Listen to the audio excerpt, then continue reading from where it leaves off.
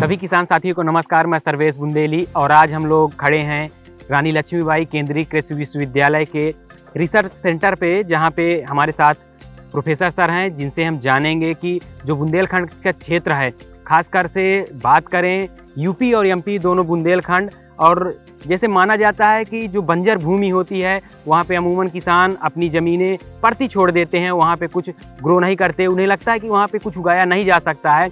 तो जो किसान हैं उनकी जो सोच है उसको बदलने का जो काम कर रहे हैं रानी लक्ष्मीबाई कृषि विश्वविद्यालय के प्रोफेसर लोग मिल के कर रहे हैं। और हमारे साथ प्रोफेसर मौजूद हैं जिनसे हम बातचीत करेंगे कि जो लेमन ग्रास की फार्मिंग है जो हम लोग देख पा रहे हैं यहाँ पे, तो इसकी किस तरह से खेती करते हैं, किस तरह के ज़मीनों में हम इसकी खेती कर सकते हैं, भी एक विस्तृत जानकारी हम लेंगे। आइए आपको मिलाते हैं हम सर। किसान ऑफ इंडिया में आपका बहुत बहुत स्वागत है। और सर, हमारे दर्शकों को आप पहले अपना परिचय बता दें, उसके बाद हम जानते हैं इस फार्मिंग के बारे में। मैं डॉक्टर पंकज लवानिया, वन संवर्धन वन कृषि वानिकी विभाग, रानी लक्ष्मीबाई केंद्रीय कृषि विश्वविद्यालय। और हम आपके बीच में रानी लक्ष्मीबाई केंद्रीय कृषि विश्वविद्यालय के कृषि प्रक्षेत्र पर खड़े हुए हैं, जिसमें कि आप देख रहे हैं कि हमारे पीछे साइड में अंजन आधारित जो है कृषि वानिकी है। इसमें हमने यहाँ पर पिछले समय में हमने क्या किया था कि यहाँ पर औषधि पौधों को हमने लगाया था। ये जो ज़मीन थी, ज़मीन पथरीली ज़मीन थी। इस पथरीली ज़मीन को आज हमने लेमन आधारित कृषि वानिकी पर हमने कार्य किया है। तो लेमन बेस्ड हमने काम किया है। तो लेमन बेस्ड में देख रहे हैं कि पीछे आप देख रहे हैं चने की फसल हो रही है जी। और आप देख रहे हैं सामने कुछ हमने जो है लेमन घास के पैच छोड़े हुए हैं, जिसको कि हम डिस्टिलेशन यूनिट में यूज करते हैं। ये जो है इस खेत पर पत्थर थे, इन पत्थरों को निकाला गया और पत्थरों को निकाल करके आज आप देख रहे हैं ये भूमि जो है धीरे धीरे उर्वरकता की तरफ जा रही है, इसकी उर्वरक शक्ति बढ़ रही है। और ये लेमन घास ऐसी जमीन पर लगाई जा सकती है जहाँ पर कि कुछ भी नहीं हो सकता, तो हम अपनी खेत के चारों तरफ लगा सकते हैं। इस घास को ना तो कोई जानवर खाता है, ना ही कोई नुकसान पहुंचता है। और इसको लगाने का तरीका ये रहता है कि हम क्या करते हैं, पहले खेत को एक बार जोत लेते हैं और जुताई करने के बाद में उसको थोड़ा सा लेवल करते हैं। और इसकी लेमन घास की सकर जो है, स्लिप्स जो है, स्लिप्स बेस्ड हम काम करते हैं। तो एक स्लिप को जो है लगाते हैं। लगाने का तरीका ये रहता है कि हम जो पंक्ति से पंक्ति की दूरी जो है हम इसमें 90 सेंटीमीटर की रखते हैं और पेड़ से पेड़ की दूरी 60 सेंटीमीटर की रखते हैं। इससे कम ज़्यादा भी कर सकते हैं, कम भी कर सकते हैं, लेकिन 60 मैंने इसलिए बताया क्योंकि क्या होता है कि जब एक साल के बाद में इसमें एक स्लिप से 90 से 110 स्लिप बन जाती हैं। और एक बार आप लगाएंगे इसको तो आप इसको हर 3 महीने पर इसकी कटिंग ले सकते हो। इसको 20 सेंटीमीटर नीचे से हम काट सकते हैं और काटने के बाद में हम गर्मियों से पहले हम काट सकते हैं इसको। जैसे आप मई में मतलब मार्च में हम लोग इसकी कटिंग ले सकते हैं। फिर उसके बाद में सितंबर में इसकी कटिंग ले सकते हैं और सितंबर के बाद में फिर हम इसकी बीच में एक कटिंग ले सकते हैं। तो दिसंबर और जनवरी के बीच में फिर एक मार्च अप्रैल में कटिंग ले लेते हैं। तो इसका ये होता है कि एक पौधा जो है इसका लगभग जो है, यदि छोटा पौधा आपको दिखाई दे रहा है, तो एक घास जो है लगभग हमारे को 2 मीटर तक की हाइट पकड़ लेती है। यानी हम मतलब लगभग आप आदमी इसको दिखाई नहीं देगा। अभी इसकी कटिंग कराई है, फ्रेश कटिंग कराई है, इसलिए जैसे नई ये पत्तियाँ आ रही हैं इसकी। और इसका बहुत अच्छा फायदा है। फायदा ये है कि किसान भाई को एक तो फायदा अतिरिक्त आमदनी होती है। जो जमीन वो बेकार छोड़ देता है, कुछ नहीं उससे कमा पाता, उसमें ये कर सकता है कि एक छोटा सा उद्योग जो ले सकता है। इस कृषि वानिकी के तहत हम क्या करते हैं कि किसान को एक एम्प्लॉयमेंट देते हैं, रोजगार देते हैं। रोजगार क्या हो सकता है कि इस पर आधारित जो है, अभी हम आपको आश्वन विधि से दिखाएंगे कि यहाँ पर हमारे आश्वन विधि का एक लगा हुआ है, यंत्र लगा हुआ है, वहाँ पर इसको हम काट करके ले जाते हैं। तो आप देखें कि 1 हेक्टेयर में लगभग 2 से 3 ट्रॉली हमारे को मिल जाती है एक कटिंग में, और 3 राउंड हम ले सकते हैं उसकी। और 1 कुंटल से लगभग हम जो है 150-2-2.5 लीटर हम इसमें तेल भी हमको प्राप्त हो जाता है। और उसमें हम किसान भाइयों को राय देते हैं कि भाई आप इसमें ऐसा कर सकते हैं कि भाई इसमें अगरबत्ती उद्योग लगा सकते हैं। अगरबत्ती उद्योग के लिए हम बांस आधारित उसकी स्टिक्स का यूज होता है, तो बांस आधारित हम भी दिखाएंगे आपको।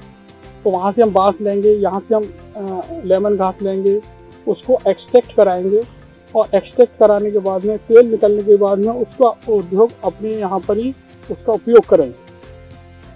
तो इसके लिए एक तो सावधानी हमको ये रखना है कि हम इसको खेतों की मेड़ पे भी लगा सकते हैं।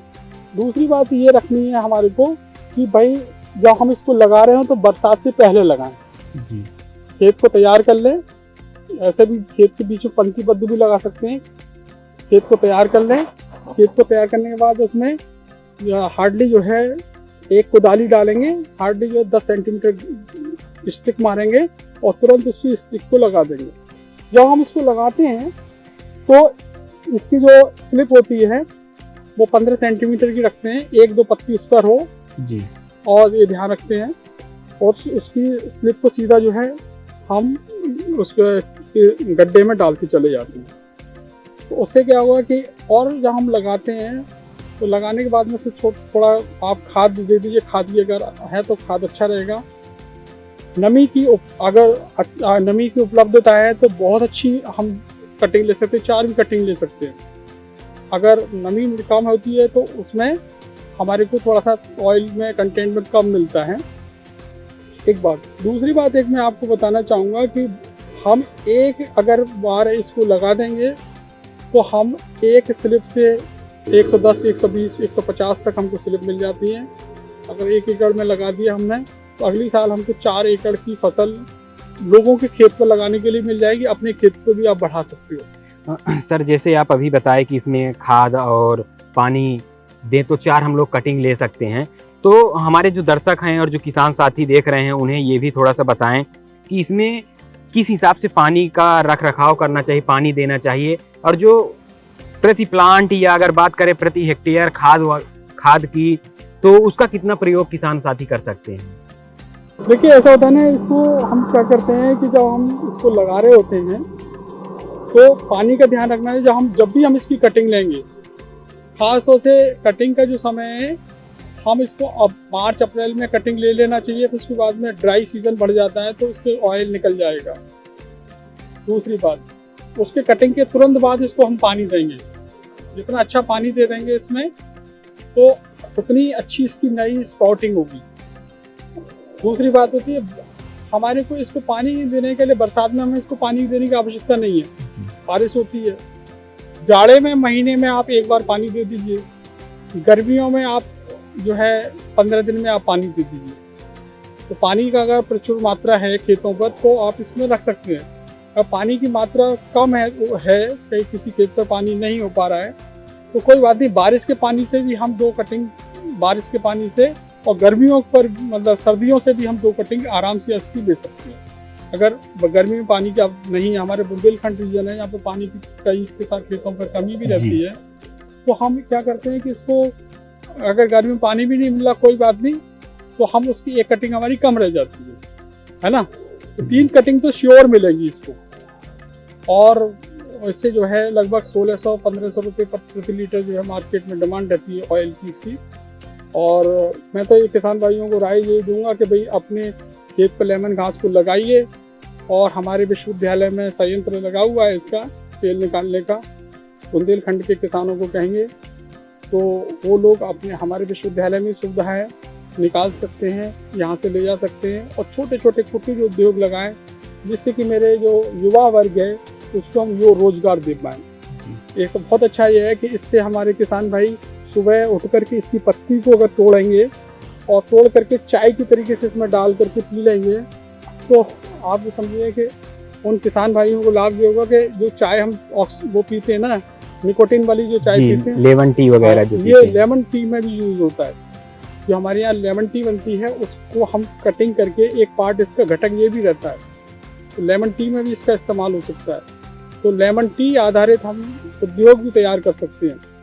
तो अपने गांव में उद्योग तैयार करिए, गांव के लोगों को उससे जोड़िए और वही लोग उसका उपभोग भी करें, वही उसका मार्केट भी होंगे और उसको पहले हम विलेज लेवल पर लेकर जाएं, फिर ब्लॉक लेवल पर लेकर जाएं। शुरुआत हमको छोटे स्तर से ही करनी पड़ेगी। सर मेरा एक सवाल और है, जैसे आप लेमन ग्रास के बारे में बताया कि कब हम लगा सकते हैं, कितनी कटिंग ले सकते हैं, कैसे इसका रख रखाव करें। तो अगर हम लोग रख रखाव की बात करते हैं तो इसमें क्या कोई कीट और रोगों का भी प्रकोप होता है? अगर होता है तो उसका रख रखाव किस तरह से करना चाहिए?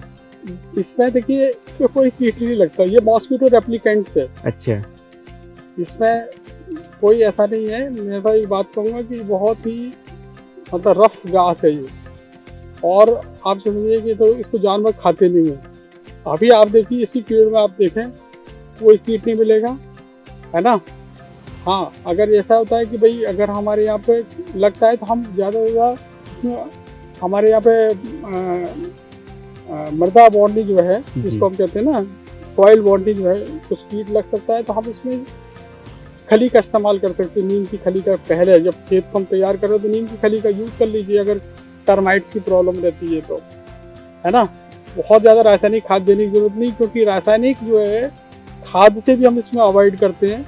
खाद नहीं देते क्योंकि इसका ये उपयोग जो है हम औषधियों को बनाने के लिए करते हैं। तो हम ये ऑर्गेनिक खेती की तरीके से हम इसको ही प्रोड्यूस कर रहे हैं। तो सर ने कितनी अच्छी बात बताई हम लोगों को कि इसमें खाद भी नहीं देना है, बंजर भूमि में भी उग जाएगा और बहुत मिनिमम मेंटेनेंस के साथ किसान साथी हमारे इसका उत्पादन कर सकते हैं। और सर जैसे बताया कि जो बुंदेलखंड क्षेत्र के हमारे किसान हैं वो लोग रानी लक्ष्मीबाई कृषि विश्वविद्यालय में अपना कटिंग करके इसको लाके और इसका ऑयल भी निकाल सकते हैं। सर जैसे अगर जो इससे ऑयल निकलता है उसका किन किन जगहों पे उपयोग होता है, अगर उसके बारे में हमारे दर्शकों को बताएं। क्योंकि कई बार होता है कि लोग सोचते हैं कि हम लोग उत्पादन तो कर लेंगे लेकिन इसका करेंगे क्या, इसका बनेगा क्या और इसको हम सेल कहाँ करेंगे? ऐसा है कि आपने बहुत अच्छा क्वेश्चन पूछा। ऑयल निकलने के बाद में हम इसका यूज़, मैंने आपको बताया कि अगरबत्ती उद्योग में कर सकते हैं। बहुत अच्छा है अगरबत्ती उद्योग। आप जो मच्छर भगाने वाली जितनी अगरबत्तियाँ हैं उसमें इसका ऑयल का इस्तेमाल हो सकता है। दूसरा, हमारे जो अभी हम लोग एक प्रयोग भी कर रहे हैं यहाँ पर कि हम जो है थोड़े समय बाद जो गुड नाइट्स के सब्स्टिट्यूट है उसको भी हम देंगे, तो उसमें भी हम इसको एक घटक के रूप में रखेंगे। दूसरा, हम रख सकते हैं इसमें जैसे मच्छर भगाने के लिए तो बहुत अच्छा ही है। इसको हम ऑयल का इस्तेमाल हम साबुन बनाने के लिए भी कर सकते हैं। लेमन बेस्ड हम साबुन बना सकते हैं। तो अभी हमारा फर्दर प्रयोग होंगे इसमें। अभी हमने साबुन एलोवेरा बेस्ड पे दिया हुआ है, नीम बेस्ड पे दिया हुआ है, मॉस्किटो एप्लीकेंट्स पर ही हम लोग देंगे। तो ये हमारा फर्दर प्रयोग रहेगा। सर मेरा एक आखिरी सवाल है कि जो आपकी जैसे संस्थान है तो क्या यहाँ पे फार्मरों को इससे संबंधित कोई प्रशिक्षण अगर लेना चाहता है या जानना चाहता है कि मैं कैसे इसकी खेती शुरू करूं तो उसके लिए भी कोई व्यवस्था है कि किसान आपसे आके संपर्क करके ट्रेनिंग ले और यहाँ से कुछ सीख के जाए और अपने फील्ड पे करे? हाँ, हमारे यहाँ पे सुविधा है। हमारे यहाँ पर जो प्रशिक्षण कार्यक्रम हमारे यहाँ निकलते रहते हैं जी सर, और हम फार्मर्स को अपने फील्ड पर भी लेकर आते हैं। हमारी डिफरेंट कार्यशालाएं वहाँ पर भी लेकर के जाते हैं। किसानों को इंडस्ट्रीज पर भी लेकर के जाते हैं। हम लोग अपने स्टूडेंट को भी लेकर के जाते हैं। हमारे यहाँ ELP प्रोग्राम चल रहा है जिसमें कि एक्सपीरियंशियल लर्निंग प्रोग्राम होता है, जिसमें कि हम अपने स्टूडेंट से प्रोडक्ट को भी तैयार कराते हैं। जब वो रिसर्च हमारी कंप्लीट हो जाती है तो उसको हम किसान के लिए तकनीकी के रूप में लेकर के भी आते हैं।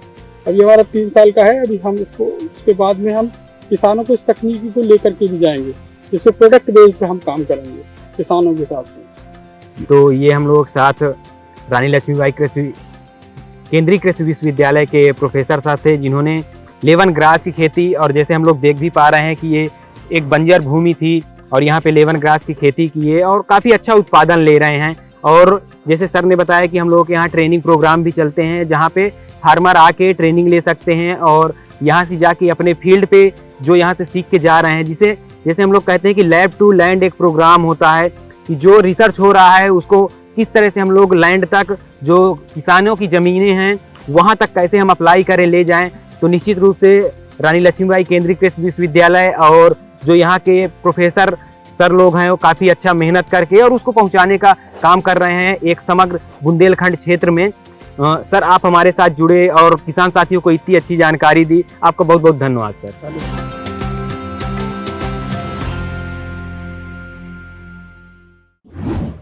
किसान किसान ऑफ इंडिया के YouTube चैनल को सब्सक्राइब करने के लिए नीचे दिया हुआ सब्सक्राइब बटन दबाएं और किसान ऑफ इंडिया से जुड़े सभी अपडेट्स को पाने के लिए बेल आइकन दबाना ना भूलें। जो है आपके आसपास, आपके शहर का खास, वो दिखाएगा आपको DNN 24, आपका अपना डिजिटल न्यूज नेटवर्क। तो फिर कीजिए लाइक, सब्सक्राइब और फॉलो।